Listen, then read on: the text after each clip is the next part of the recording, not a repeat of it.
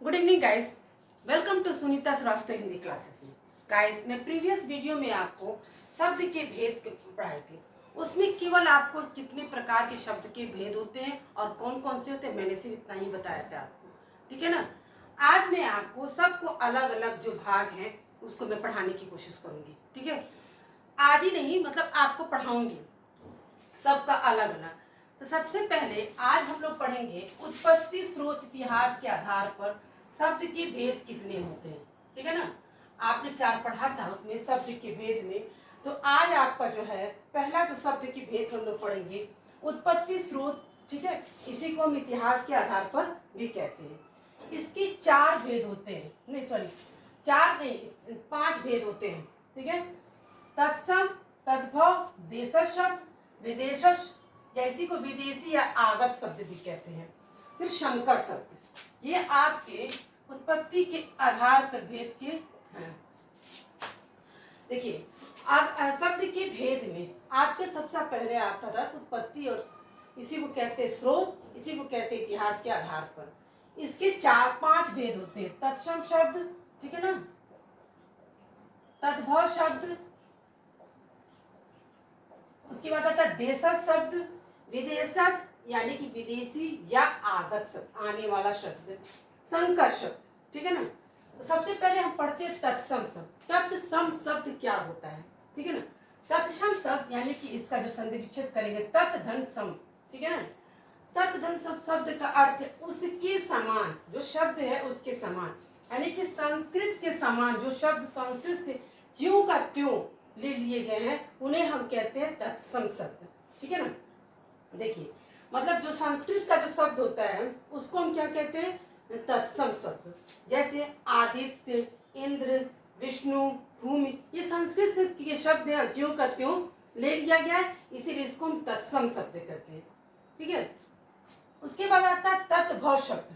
तद्भव शब्द वो होता है कि उससे होना, यानी संस्कृत के जो शब्द हैं उनको से विकृत होकर, मतलब उसको परिवर्तन करके और आए जो उत्पन्न शब्द बनते, परिवर्तन शब्द जो बनते हैं उसी को हम तद्भव शब्द, यानी कि तत्सम शब्द आपके आएंगे संस्कृत के शब्द, उनको परिवर्तन करके, ठीक है, हिंदी में लाए गए शब्द हैं उसको हम तद्भव शब्द करते हैं। आसान कर देते हैं, सरल कर देते हैं तद्भव शब्द को लाने के लिए। जैसे देखिए, इसको है तत् धन भव, ठीक है।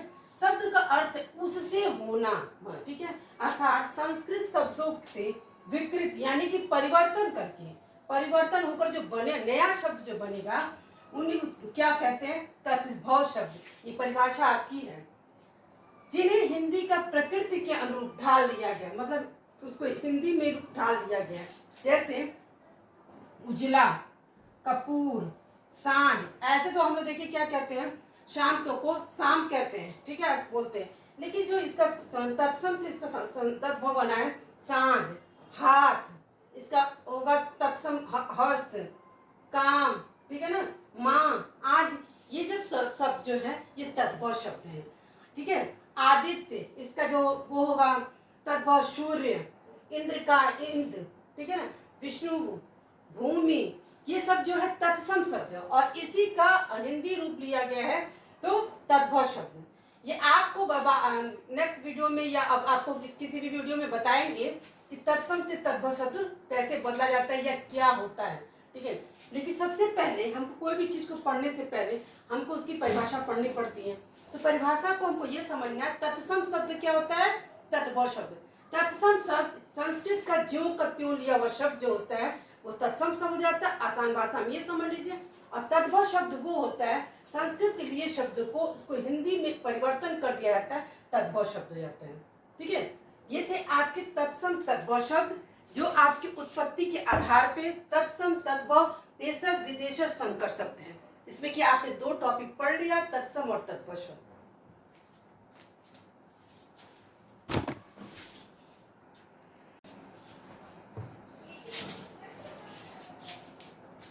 चलिए गाइस, अभी तक आपने तत्सम और तद्भव शब्द पढ़ा, ठीक है ना। अब आगे हम लोग पढ़ते हैं देशज और विदेशज शब्द, ठीक है। उसके बाद संकर शब्द। जैसा कि आपको पहले भी बताए हैं कि हम लोग क्या पढ़ रहे हैं, शब्द के भेद में उत्पत्ति के आधार पर भेद, ठीक है। जिसके तत्सम शब्द, तद्भव शब्द, देशज, विदेशज और संकर शब्द हैं। तत्सम और तद्भव शब्द अभी आपने पढ़ा, ठीक है। अब हम लोग पढ़ने जा रहे हैं देशज शब्द और विदेशज शब्द, संकर शब्द। चलिए स्टार्ट करते हैं देशज शब्द। देशज से ही आपको समझ में आ रहा होगा कि देशज मतलब देश से, ठीक है ना। देशज शब्द का अर्थ है देश, धन, जो आपका विच्छेद किया गया है। शब्द का देश में, जो हमारे देश में, भारत में जन्मा हुआ जो शब्द है, ठीक है, हमारे स्थानीय रूप से जो जन्मा जो शब्द है, चाहे बोली है, उपभाषा है, क्षेत्रीय शब्द है, जो भी आपका है वो शब्द क्या होगा, देसी या विदेशी शब्द कहे जाते हैं, ठीक है। आपके जैसे देखिए देसी शब्द कहे जाते हैं, विदेशी शब्द नहीं कहे जाते, सॉरी ये गलत है। देसी शब्द कहा जाता है जिसको हम देशज शब्द कहते हैं, ठीक है, इसको हम देशज शब्द कहते हैं। जो हमारा देश में जन्मा स्थानीय शब्द, उपभाषा या क्षेत्रीय शब्द जो भी है उसको देसी या देशज शब्द कहा जाता है। जैसे उदाहरण के लिए देखिए थैला, थैला जो शब्द है वो हमारे देश का जन्मा हुआ शब्द है। गड़बड़, पगड़ी, लोटा, टांग, खाट।